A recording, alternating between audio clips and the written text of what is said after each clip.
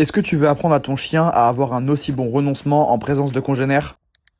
Bravo ça. Aujourd'hui, je te montre la suite de la méthode au clicker training. Dans le premier épisode, je t'avais déjà montré comment mettre en place le clicker, alors si tu l'as pas vu, tu peux foncer. Alors déjà, avant de passer à l'étape chien, on va commencer avec des distractions moins fortes. Dans le cas de Laïka, je commence avec de la nourriture parce que je sais que c'est moins puissant pour elle qu'un jouet par exemple.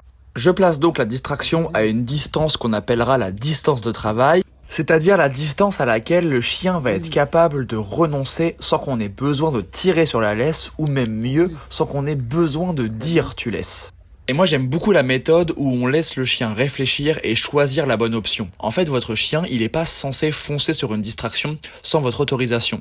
Donc commencez tout de suite à introduire la capacité de renoncement sans forcément avoir besoin de mots de renoncement, c'est très intéressant. Bravo, très très bien.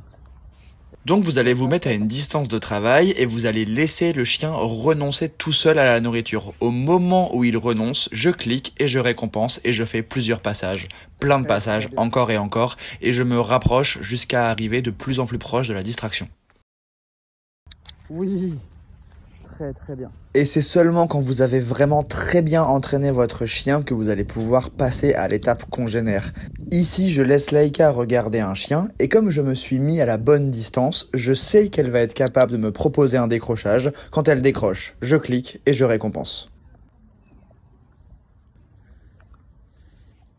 Savoir choisir cette distance avec soin est vraiment indispensable. Si vous êtes trop proche, votre chien ne va pas être capable de produire le comportement, vous n'allez pas pouvoir le renforcer.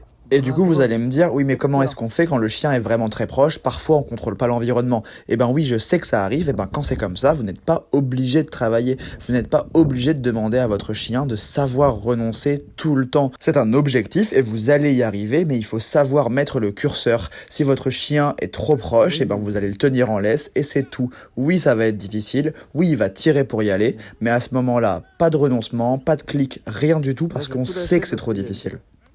Enfin, pour finir, au clicker, le timing est très très important. Regardez ici, je ne clique pas quand Laïka fixe les chiens, elle renonce, je clique à ce moment-là. Excellent.